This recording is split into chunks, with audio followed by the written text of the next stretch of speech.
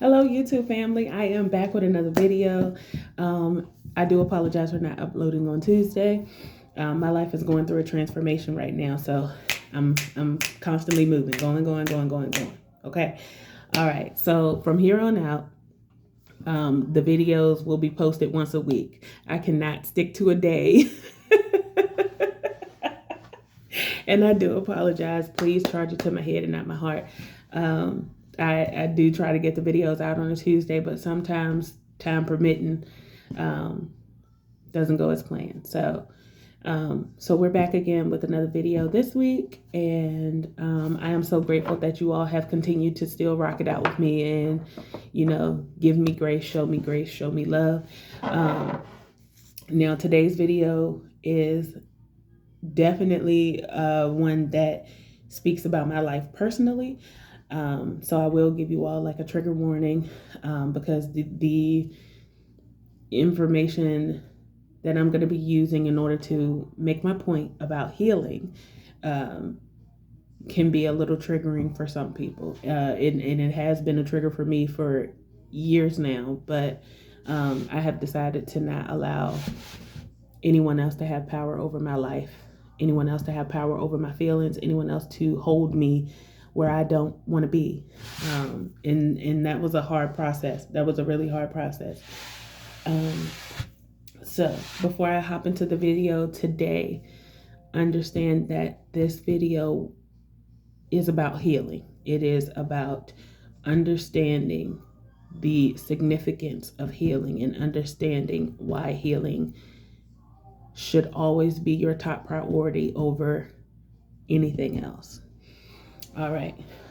Please understand that this is personal experience. My personal experience may resonate with others, but it does not mean that my personal experience is identical to yours. Okay.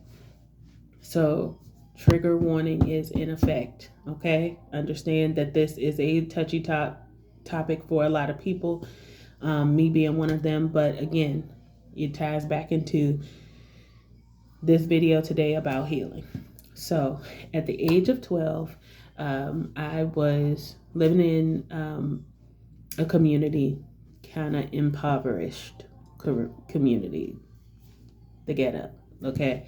At that particular time, my mother was a single mother of 4 boys, 1 girl, which is me.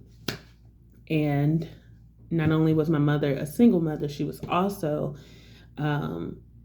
sick with diabetes. My mother had diabetes, and when I tell you, like, it ravaged her body for years. Growing up, I would always see my mother in and out of the hospital.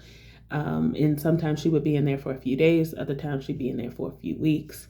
And being a single mother with numerous children and you're having health issues,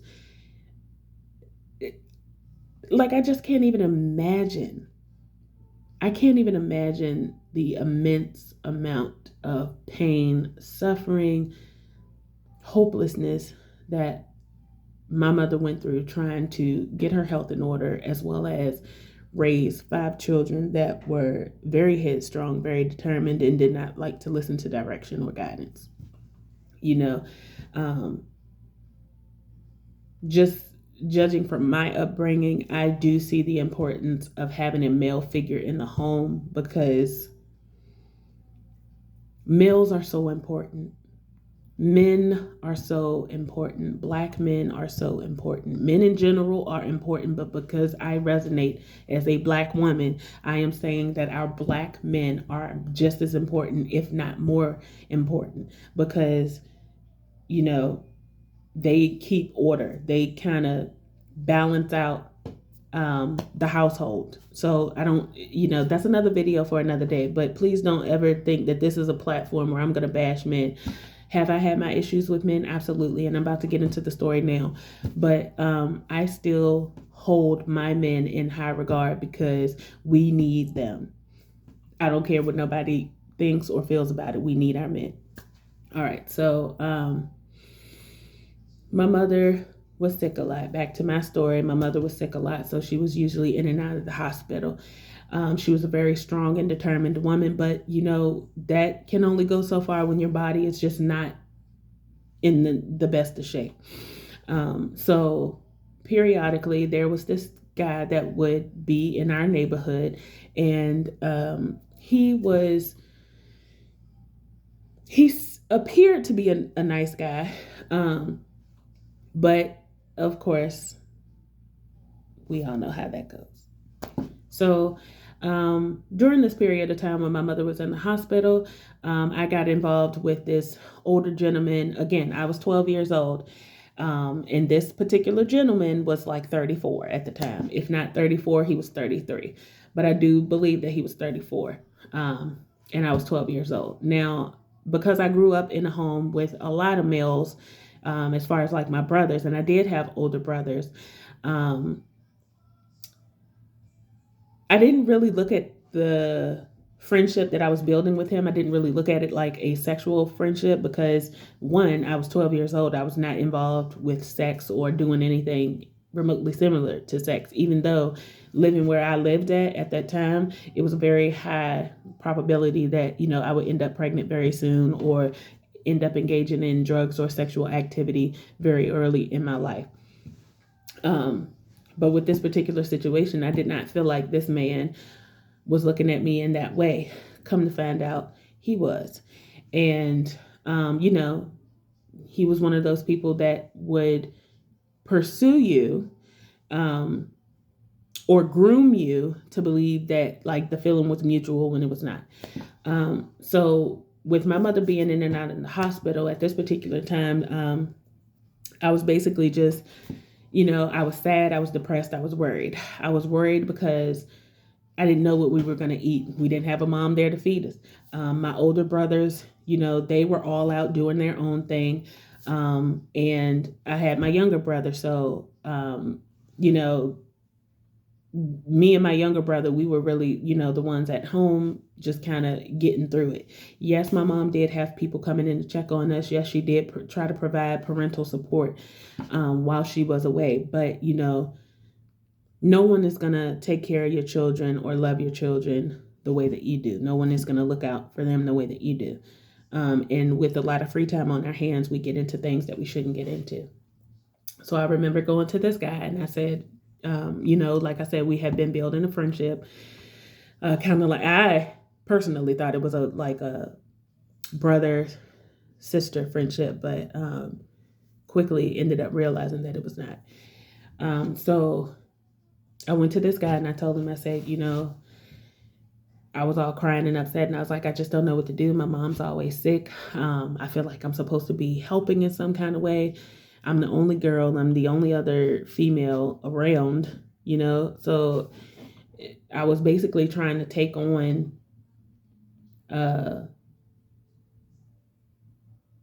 adult responsibilities, even though I was not asked to. But I still wanted to feel like I was helping in some kind of way. And this guy made me feel comfortable enough to ask him for help. So when I asked him for help, he said, yeah, I'll go ahead and help you, because I was just basically venting to him and I was crying and I was a 12-year-old, I've got big emotions and I don't really know how to regulate them. And there's no parental figure around often. So I asked him for help. I'm like, I don't know what to do. Me and my brother, we want this particular food, but we don't have any money to get it. So, could you help us? Like, are you willing to help us? And he said he would. But I didn't realize that the help that he was offering me came with a price that I was not willing to pay, and a very high price that I was not willing to. What I got for what I gave has helped me as a woman. But what I got was not worth what I lost. All right. So this man tells me he can help me. And then he proceeds to tell me like, hey, meet me down here at X amount of time. I'll have everything that you need. I'm like, okay, cool. So he tells me to meet him down by the park at our old apartment building. And I go ahead and I travel down to the park. It's about 9 o'clock at night. And I travel down to the park. Of course, I didn't tell anybody where I was going. I didn't tell anybody what I was doing because in my eyes, I'm doing the correct thing. I feel like there's no support. I feel like there's no one to help. So I'm doing the correct thing in, trying to figure out what I can do for me and my brother. And it wasn't like I was trying to get money because we didn't have anything to eat. It was me simply trying to get money because what we had to eat, I didn't want it. And that was probably mistake number one, because you should always practice gratitude. I don't care how young you are. You should always practice gratitude. But that's another story for another day. So I get down to the park and he's sitting there waiting, car running.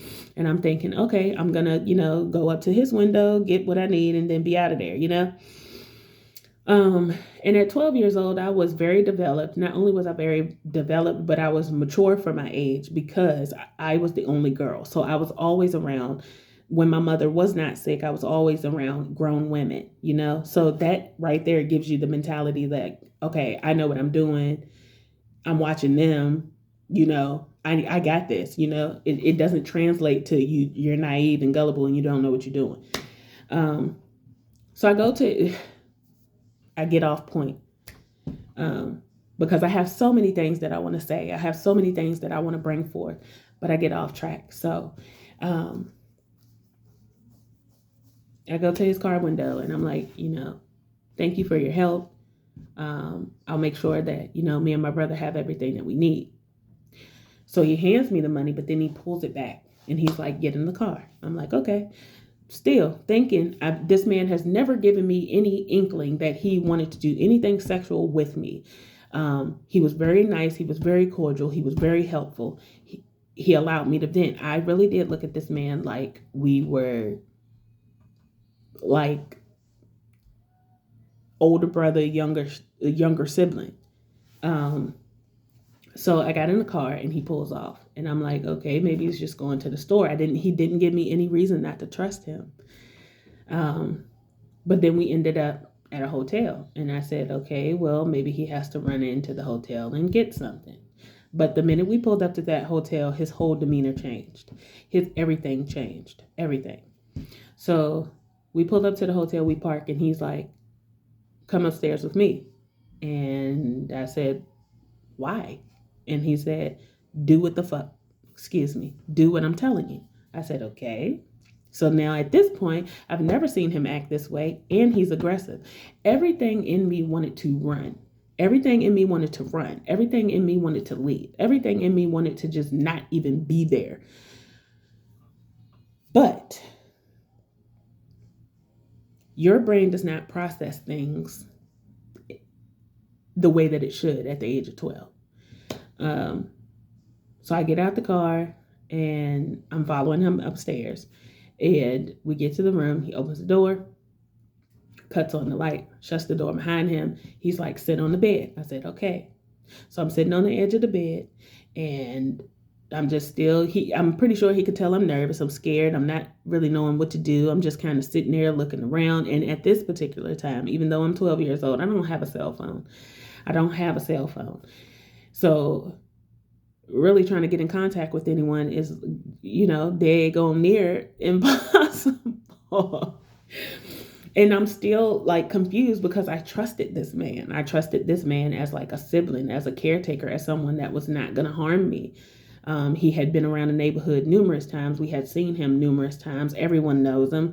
Like, I didn't really think that I had a reason to be afraid of him. But the way he was speaking to me in that tone at that particular time, it kind of sent some bells going off in my head.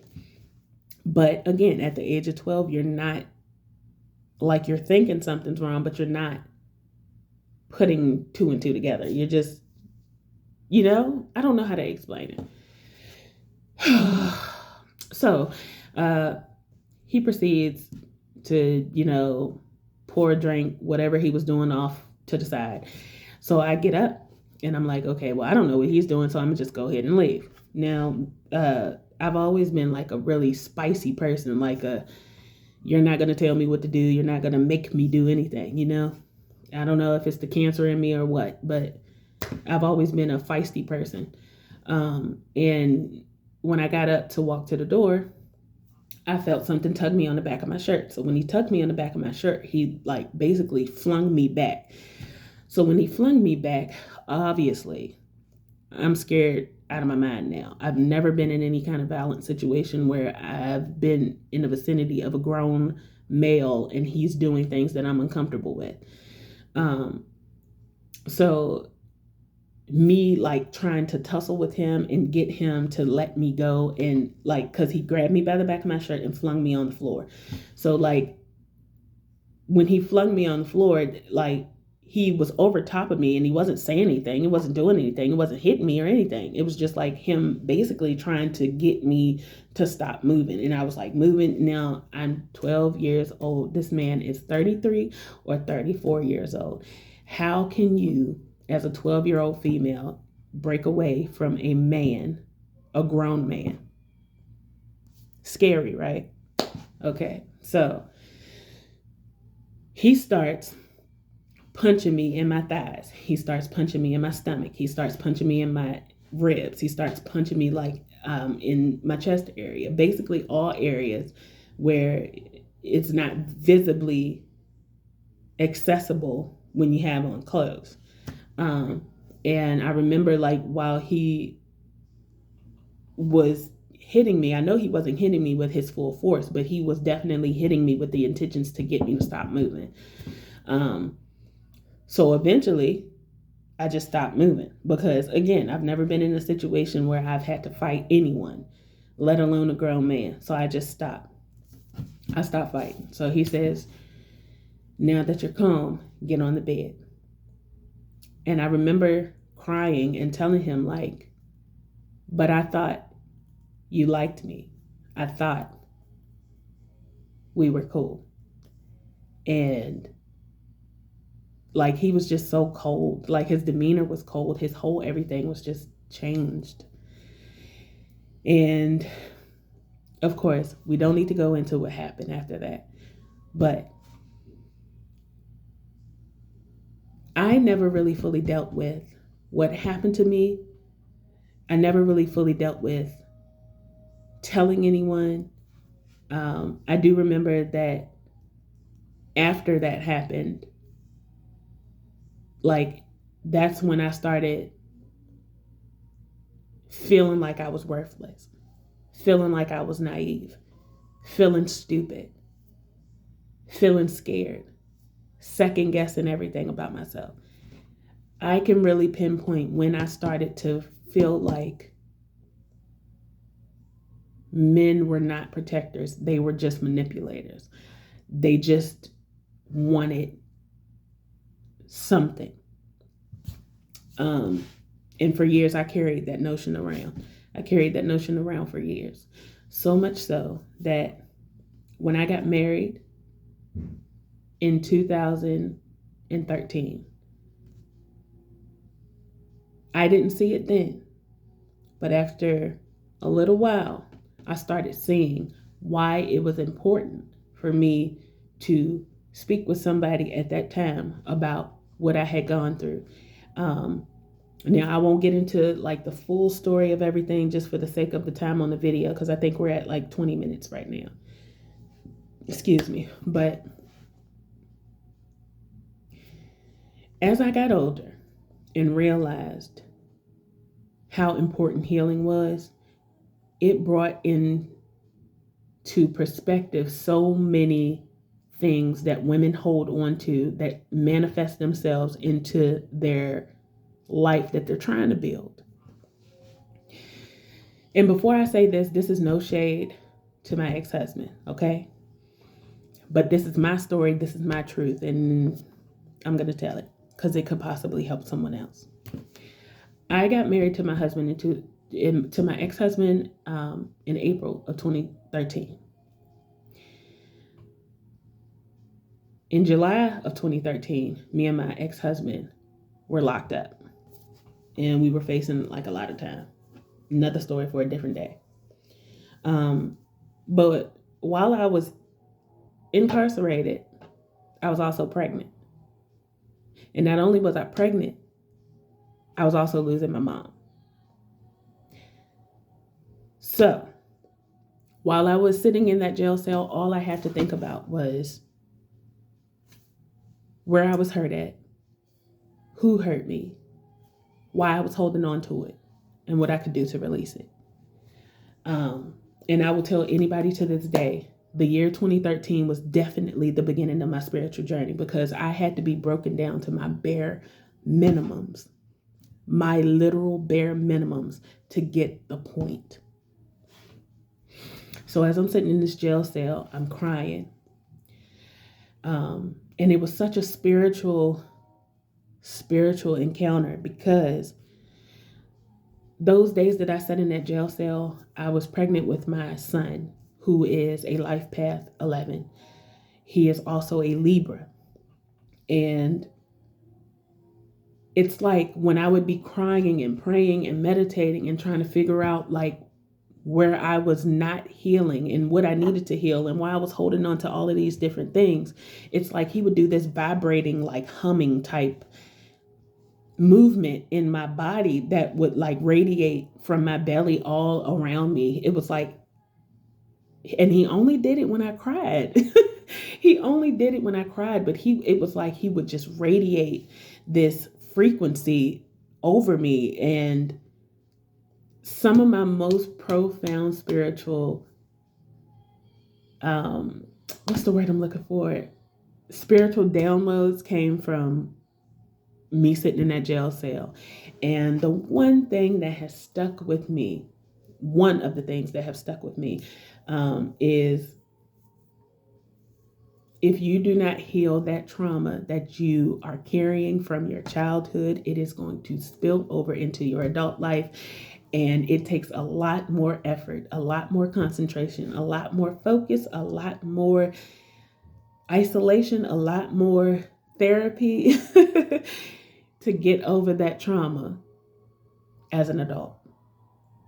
That trauma will show up in ways that you did not expect it to show up. And that brings me back to my ex-husband. This is not a shot at my ex-husband, okay? But me not healing the trauma that I have felt from being taken advantage of at the age of 12 by a man that was much older than me, and that kind of knew I was naive and gullible because of my age. I ended up marrying a man that does the same exact thing to others. I ended up basically marrying my abuser, just in a different form. And when it comes to healing, if you do not conquer that spirit of desperation, despair, guilt, shame, if you do not conquer these things and heal from them, they're going to manifest in your life through your partner, through your friendships, through your family members. They're going to manifest in some kind of way. And it is going to be up to you to figure out where that particular feeling or why you attract that particular person. You're going to have to figure out why. You're going to have to figure out how. You're going to have to figure out what you can do to break that bond. Because no matter what you do, if you are not healing, if you are not doing the shadow work, if you are not asking yourself, if you're not taking the time to ask those burning questions, those questions that you have pushed down and pushed to the side, the questions that you don't ask yourself at all because you don't like the emotions they bring up, they're going to manifest in your partner, your children, your family members, your friends, your business. It is going to manifest everywhere until you heal it. So when people talk about doing shadow work, it is not just forgiving those who have wronged you.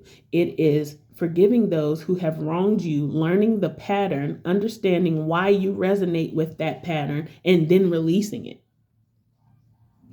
Healing is not linear either. It is not going to be, oh, I recognize the pattern, I understand where I went wrong, or I understand where I feel like I was wronged, and now I'm going to go ahead and make sure that I take the necessary steps to, heal this. It's going to be some days you wake up and you're like, I understand what happened. I understand where it led me. I understand the part I played in it. I understand what I need to do to get better. And it's going to piss you the fuck off. Excuse my language.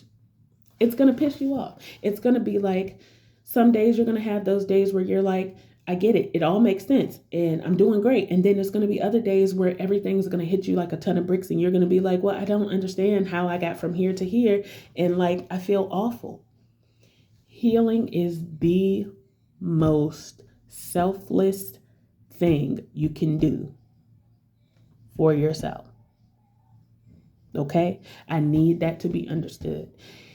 It is okay to put yourself first. It is okay to heal from things that you thought you healed from. It wasn't until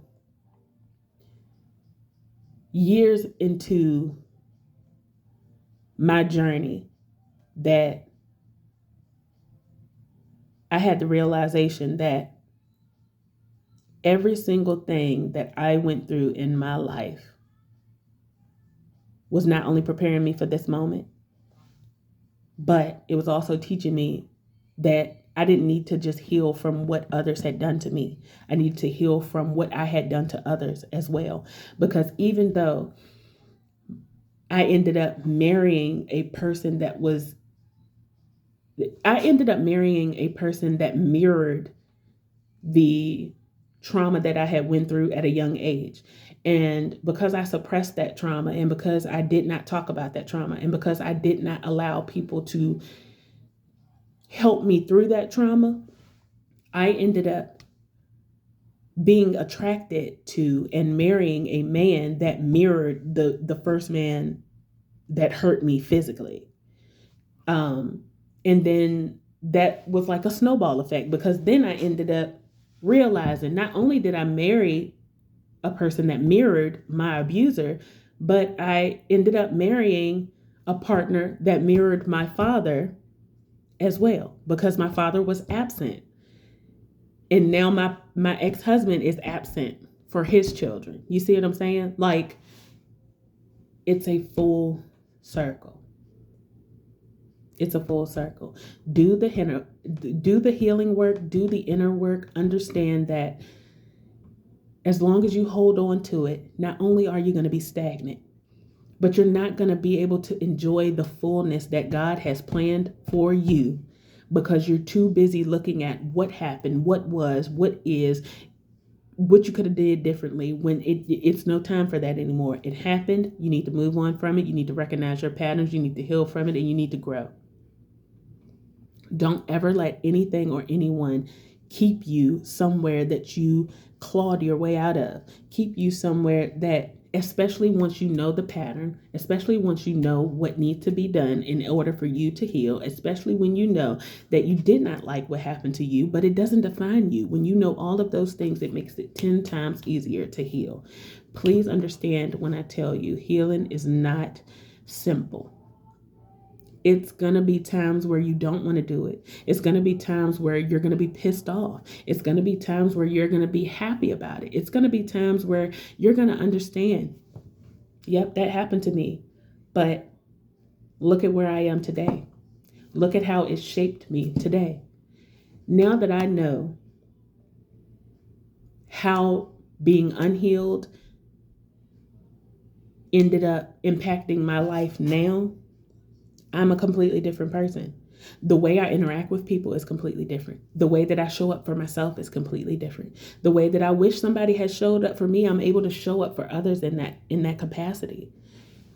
Healing takes a lot of work, but I am telling you as a witness to it, if you just stick with it, you will see your life turn around drastically.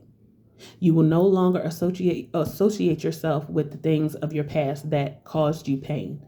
You will no longer associate yourself with the things of the past that did not serve you. You will no longer associate yourself with things of the past that does not grow you. Understand, we all have been through something in our lives, but we all have gotten through something in our lives as well. And that's half the battle. Learning the lesson and applying the lesson and healing is half the battle, okay? There's so much in store for you if you can just heal, let it go. Okay? Now, I know this was a really long video, but I wanted to get that out so that we can just cultivate a space where we're vulnerable. And again, if there's anything that you all would like me to talk about, or if you would like to hear more about my experiences and what they taught me, please don't be afraid to comment down below. Let me know what you think. Let me know how I can help. Let me know anything at all that you need. But we're at the end of our video. And I know I appreciate y'all for bearing with me for 30 minutes. I usually don't even make videos this long, but I appreciate you bearing with me for the time that you have. Please understand, I love you. I love you. I need you. We need you. And whatever I can do personally to help, I will. I am on social media. I am on YouTube. I have linked my Etsy store in the description. I'll also link my social media handles in the description as well. But I really do appreciate y'all for rocking with me today, and I will see you on the next video.